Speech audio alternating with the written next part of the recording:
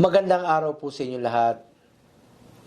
Masaya po ako na maging bahagi ng mahalagang pagtitipon ng Philippine Guardians Brotherhood Incorporated, Bicol Region sa Naga City ngayong araw. Ang oath-taking po ng halos 300 na bagong mga opisyales at miyembro ng inyong samahan ay isang makasaysayang kaganapan na nagpapakita ng inyong dedikasyon sa paglilingkod at pagkakaisa.